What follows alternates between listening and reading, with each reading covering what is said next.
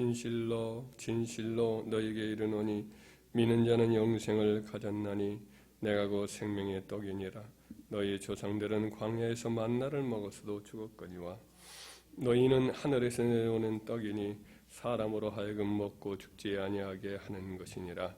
나는 하늘에서 내려온 살아있는 떡이니 사람이 이 떡을 먹으면 영생하리라. 내가 줄 떡은 곧 세상의 생명을 위한 내 살이니라 하시니라.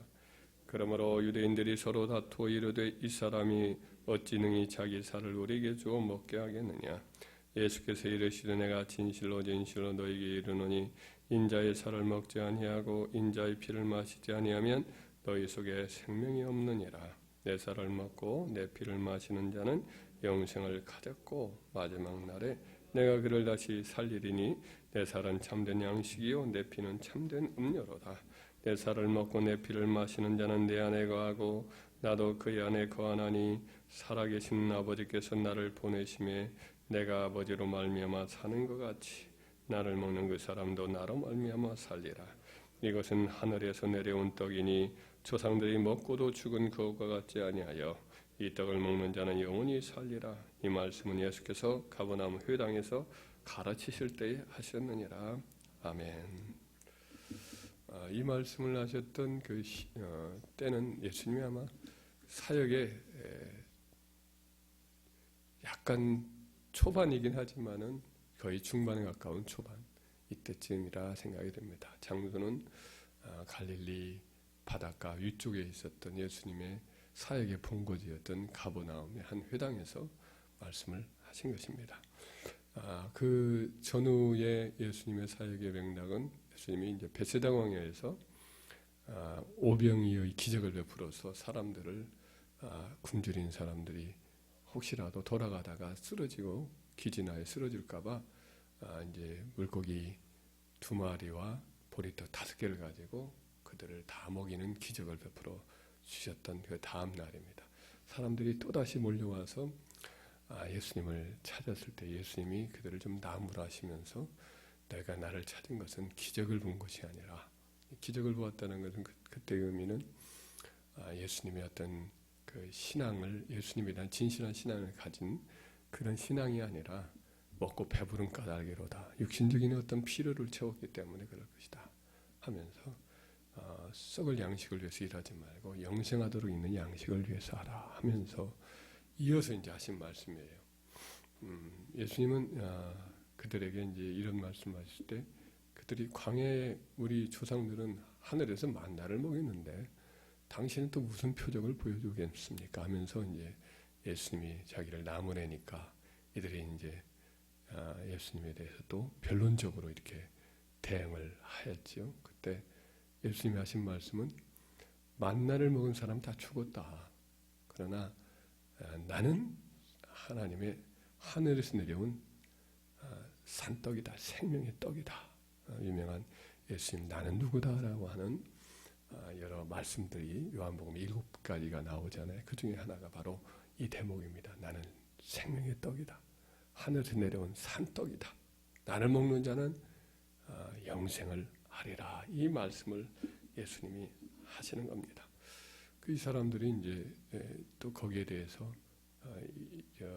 반응들이 좋지 않았어요. 근데도 불구하고 예수님은 지속적으로 이제 비유적으로 이 정도로 생명의 떡이다라고 정도면 이해를 하겠는데 좀 구체적으로 예수님 말씀하죠. 내가 진실로 진실로 너희에게 이르노니 인자의 살 나의 살을 먹지 아니하고 인자의 피를 마시지 않는 자는 너희 속에 생명이 없느니라. 내 살을 먹고 내 피를 마시는 자는 영생을 가졌고 마지막 날에 내가 그를 다시 살리리니 내 살은 참된 양식이요 내 피는 참된 음료로다. 살과 피, 예수님의 살과 피를 먹고 마시라고 하니까 이제 사람들이 이제 경악을 하지요. 이 말은 참 어렵다. 받기가 어렵다. 늘 비유의 말씀들을 예수님이 자주 하시니까 비유적인 말씀으로 받기에는 너무나 이제 예수님이 구체적으로 살과 피를 말씀하시니까 다 떠납니다. 심지어 아마 제자들이 늘 같이 다니던 제자들이 떠났다는 것은 12사도를 제외하고 가까이 있었던 한 70인 전도대 뭐 이런 사람들까지도 많이 예수님을 떠난 것으로 보여집니다.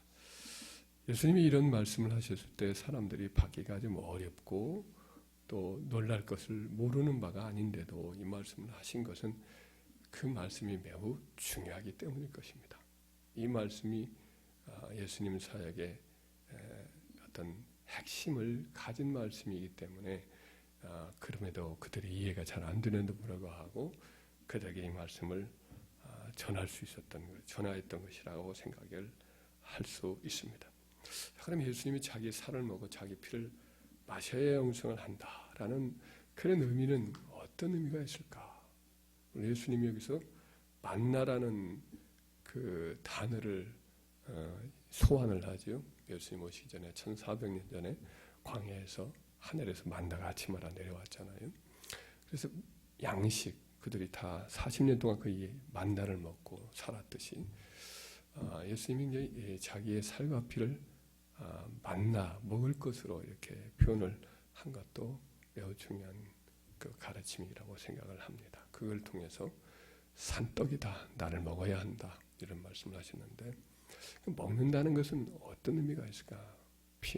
그 살을 먹고 피를 마신다는 것을 이 사람들이 거기에 걸려 넘어졌는데 그 이해의 열쇠를 가만히 한번 생각해 보면 구약의 제도 중에 성전 제사 제도를 보면 좀 그 말씀을 이들이 못 받을 뻔도 아니었을 것이다라는 생각이 들어요. 그러니까 이스라엘 백성들이 죄를 지으면 이렇게 속죄제, 속건제 이런 제물을 가지고 하나님 앞에 성전에 오잖아요. 소와 양과 염소를 가지고 와서 드립니다. 또 하나님 앞에 또 수원제나 자원제나 감사의 제사를 드리고자 하는 화목제물을 갖고 올 때도 소와 양과 염소의 제물을 가지고 옵니다. 그럼 이걸 드립니다. 드리면 그 소와 양과 염소를 잡아가지고 피는 제단에 이렇게 쏟아요. 드려요. 그리고 휴장이나 제단불 여기다 발라요. 이 하나님이 제단이라는 것은 번제단, 노제단, 휴장이나 이런 것들은 다 하나님을 상징하죠. 거기다 피를 쏟아요. 하나님께 피를 쏟아드리고 또 이제 그 살 이런 것들은 내장, 기름 이런 것들은 제단에 올려놓고 또 태워요. 근데 거기에 제사장들이 어떻게 하느냐? 속죄제, 속건제 같은 경우, 화목제 같은 경우 그 일부를 먹어요. 흔드나 가슴하고 오른쪽 뒷다리를 먹습니다. 그게 그들에게 하나님 주신 분기시기도 하고 그걸 먹어요. 거룩한 곳에도 먹습니다. 이거 먹지 않으면 안 돼요. 왜냐? 그것도 직무 중에 하나예요. 제사장의 직무 중에 하나가 먹는 일이에요. 구약에 보면 한번 먹어야 되는데 안 먹었더니 모세가 아론을 책망하는 대목이 레위기에 나와요. 왜 안 먹었냐? 이걸 반드시 하나님의 성전 안에 들어가서 피를 드린 것이 아니라면 너희가 먹어야 되는데 왜 안 먹었냐? 나무랍니다. 그렇게 하는 이유가 바로 뭐냐? 직무이기 때문에 그래요. 그들이 먹음으로써 그 제사가 연락되는 거예요. 제사장은 이중적이죠. 하나님을 편에 서기도 하고 또 백성들 편에서는 중간의 역할, 중보자 역할이죠. 먹는 것은 그들이 하나님과 백성 사이에 하나의 중보자 역할을 하는데 제사장들은 거룩해요. 여기 여호와께 성결하고 피나 여러 관유 같은 것을 온몸을 다 발라요. 성전 전체가 하나의 거룩해지는 다 발라졌기 때문에 거룩한데 제사장이 그것을 거룩해진 상태에서 백성들의 속죄제, 속건제의 제물을 받아 먹음으로 그들의 죄를 사하고 또 역으로 하나님이 제사장들을 통해서 거룩한 제사장들을 통해서 그들이 먹음으로 백성들에게는 성결이 전달이 되는 거예요. 하나님의 죄사함이 전달이 되는 거예요. 예수님도 우리 하나님께서도 제단이 하나님을 대표해요. 그래서 그 피를 하나님이 받음으로 그들에게 성결과 죄사함과 축복이 전달이 돼요. 어떤 거룩한 치환이라고나 할까요? 하나님께 이스라엘 백성들은 자기를 드리고 자기의 생명적 신앙으로 소와 양과 염소 통해서 자기를 드리고 그를 통해서 하나님은 그들을 받고 또 하나님은 그들에게 생명을 내어주는 거예요. 어떤 의미에서는 피와 물을 통해서 지금 생명이 오고 가고 있죠. 피와 살을 통해서 서로 그걸 통해서 하나님의 거룩함이 들어오고 그분의 생명이 들어오고 우리 자신의 생명을 들여서 우리는 하나님께도 우리 자신을 드리는 거죠. 이게 먹고 마시는 행위, 살과 피를 먹고 또 마시는 행위가 이와 같은 하나님과의 접촉이에요. 믿음의 행위인 거죠. 따지고. 그래서 예수님이 내 살을 먹고 내 피를 마셔라 라고 하는 것은 신앙적으로 하나님이 그들에게 주신 생명의 양식, 하나님의 은총을 믿음으로 받는다는 뜻으로 이해해도 충분히 이해할 수가 있는 내용이거든요. 그래서 하나님이 이스라엘 백성들에게 주시는 죄사함, 또 축복과 영생, 이것이 이제 하나님이 예수님을 통해서 이 땅에 보내주신 것을 그들은 반드시 받아 먹어야 되는 거예요. 화목제 같은 경우도 이스라엘 백성들은 하나님께 드리고 제단에 드리고 제사장께 드리고 자기들도 또 받아 먹거든요. 자기들도 그 나머지 부분은 먹는데 뭐 가족들과 이웃들과 가난한 레위인들까지 와서 하루 동안에 그를 제사 드린 그날에 다 먹게 되어 있거든요. 먹고 마심으로 그들은 하나님 안에서의 그 축복을 함께 누리는 거거든요. 하나님이 나에게 이렇게 나를 받아주셨다. 제사를 통해서 나를 용납해 주셨다 하면서 함께 그것을 먹고 마시면서 하나님과 함께 즐거워하는 거거든요. 그래서 이와 같은 먹고 마시는 행위는 믿음의 행위다. 이렇게 이해를 충분히 할 수가 있는 거거든요. 이들은 그 이해하지 못하고 그냥 떠나버리고 말았죠.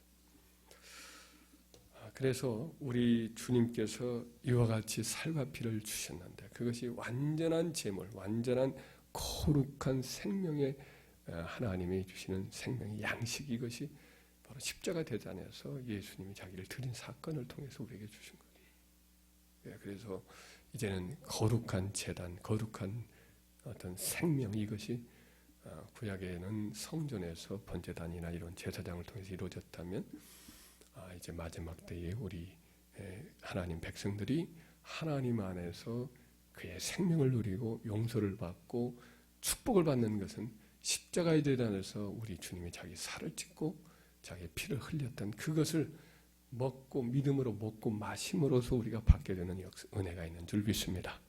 그래서 오늘 이 말씀을 예수님이 하셨는데 결국은 십자가에서 예수님의 살을 찢고 피를 흘림으로 우리에게 자신을 내어줌으로 우리로 하여금 죄사함을 받고 또 영생을 얻게 하시는 귀한 축복의 말씀을 여기서 주신 것을 우리는 확인할 수 있는 줄 믿습니다.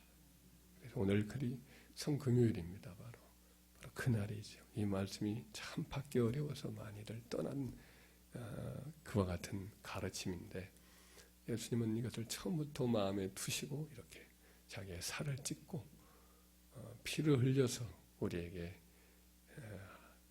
영원하게 살 수 있는 영생을 우리에게 주시려고 이것을 항상 계획하고 마음에 품고 지내셨다라는 것을 다시 한번 우리가 확인하게 됩니다.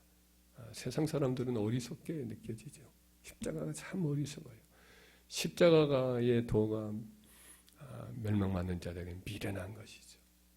참 꺼리끼는 것이죠. 그러나 구원을 얻는 우리에게는 하나님의 능력이요 하나님의 생명인 줄 믿습니다. 이 십자가 아래 날마다 나와 우리 주님이 이 땅에서 아버지로 말미암아 살듯이 57절이죠. 57절 살아계신 아버지께서 나를 보내시면 내가 아버지로 말미암아 사는 것 같이 나를 먹는 그 사람도 나로 말미암아 살리라 그래서 우리 주님이 십자가에서 우리 주님의 살을 주시고 피를 우리에게 흘려주셔서 우리를 살리셨는데 우리도 날마다 주님을 먹는 자, 주님을 마시는 자가 되어서 주님으로 내 안에 살게 하시는 은혜가 있기를 주의 이름으로 축원합니다.